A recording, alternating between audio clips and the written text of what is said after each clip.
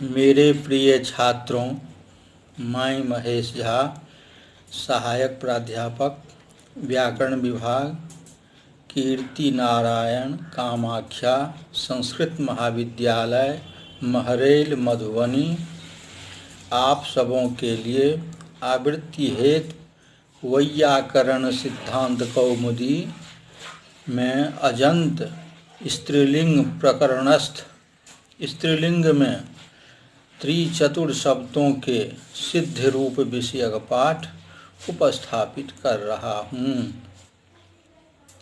संख्यावाचक त्रिचतुर शब्द का रूप केवल बहुवचन में ही होता है।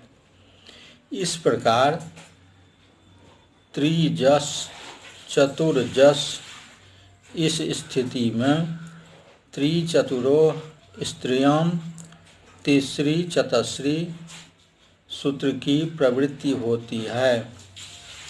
इस सूत्र की जानकारी निम्न प्रकार है।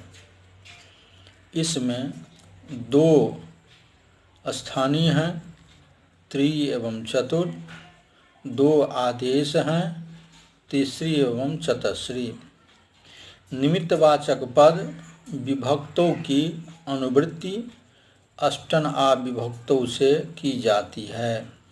अतः यथासंख्य मनुदेशः समानाम इस परिभाषा की उपस्थिति से स्त्रीलिंग में विभक्तियां पर रहते क्रमशः त्रि को तीसरी एवं चतुर को चतस्री आदेश होते हैं। यथा त्रिजस एवं चतुर्जस तीसरी एवं चतस्री आदेश होने पर तीसरी जस एवं चतस्री जस इस स्थिति में ऋतोङि सर्वनामस्थानय इस सूत्र से गुण की प्राप्ति होती है, किंतु अचिररितः सूत्र से रेफादेश होता है। इस सूत्र की जानकारी निम्न प्रकार है। स्थानीय है तीसरी एवं चतस्री शब्द, संबंधी ऋकार। आदेश है र, अतः रि के साकांक्ष तीसरी एवं चतस्री दोनों पदों की अनुवृत्ति त्रिचतुरो स्त्रियां तीसरी चतस्री सूत्र से विभक्ति विपरिणाम द्वारा करनी पड़ती है। तदनुसार स्वर वर्ण पर रहते तीसरी एवं चतस्री शब्द के रि के स्थान पर र आदेश होता है। इस प्रकार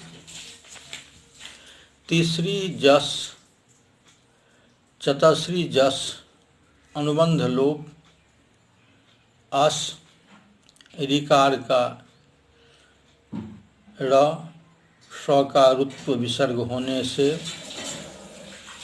तीसरा चतस्रा। इस प्रकार द्वितीया बहुवचन में भी सस अनुबंध लोप रि का र स का रुत्व विसर्ग होने से तीसरा चतस्रा। तृतीया में भिस रुत्व विसर्ग से तीसरी भी चतस्री भी। चतुर्थी में भ्यस रुत्व विसर्ग से भ्य तीसरी भ्य चतस्री भ्य। पंचमी में इसी प्रकार तीसरी भ्य चतस्री भ्य। षष्ठी में तीसरी आम चतस्री आम। इस स्थिति में नुट को बांधकर अचिररितः से रत्व होने पर तीसराम चतस्राम रूप की संभावना होती है, किंतु नुमचिर त्रिज्वद भाव गुणेभ्यो नुट पूर्व विप्रतिषेधेन इस वार्तिक से रत्व को बाधकर नुट होता है। पुनश्च तिसृणाम चतस्रीणाम इस स्थिति में नामी सूत्र से दीर्घ की प्राप्ति होती है। इस स्थिति में न तीसरी चतस्री इस सूत्र की प्रवृत्ति होती है। न तीसरी चतस्री सूत्र के विषय में जानकारी निम्न प्रकार है। इस सूत्र में ढ्रलोपे पूर्वस्य दीर्घोण सूत्र से दीर्घ की तथा नामी इस सूत्र की पूरी अनुवृत्ति होती है। तदनुसार नाम पर में रहने पर तीसरी तथा चतस्री शब्द को दीर्घ नहीं होता है। अचाश्च अलोन्त्यस्य परिभाषाओं की उपस्थिति से इन दोनों शब्दों के अंत्य अक्ष स्वरवर्ण अर्थात री को दीर्घ नहीं होता है।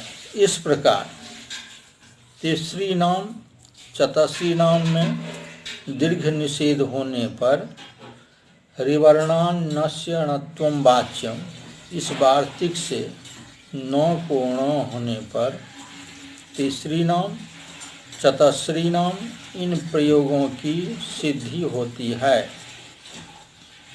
सप्तमी बहुवचन में तीसरी चतस्री शब्द से शुप पकार का लोप सकार को मूर्धन्य सकार होने पर तीसरी सु चतस्री सु रूप होते हैं।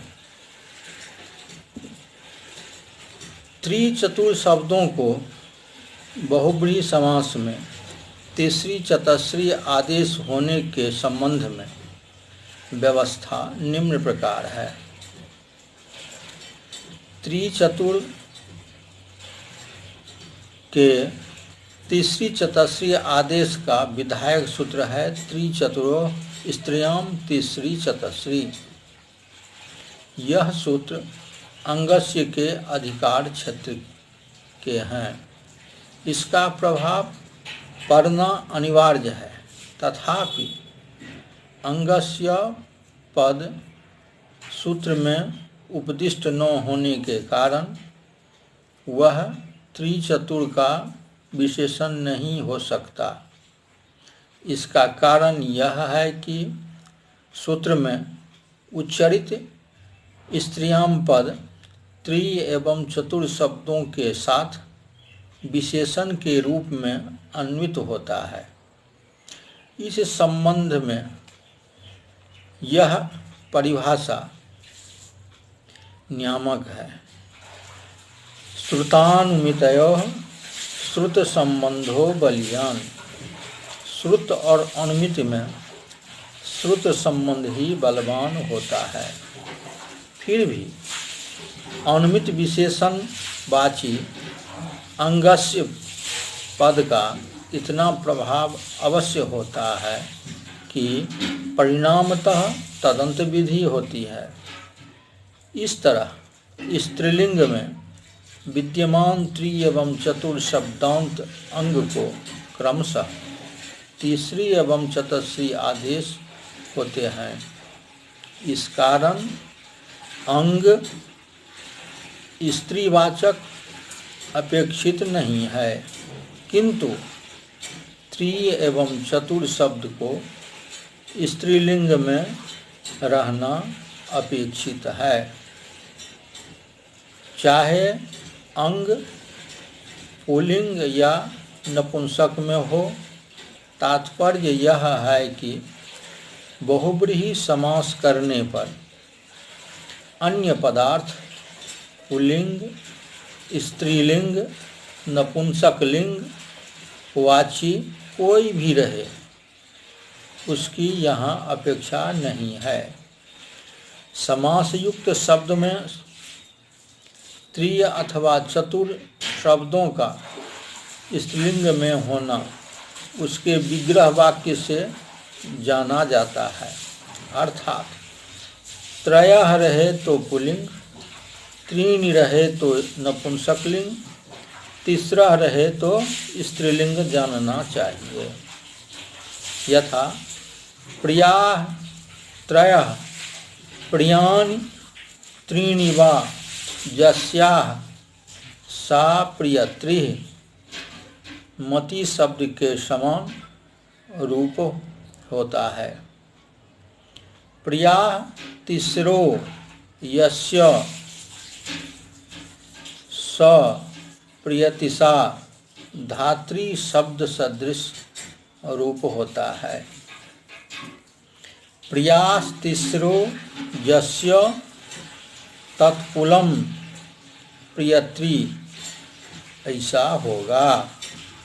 धन्यवाद।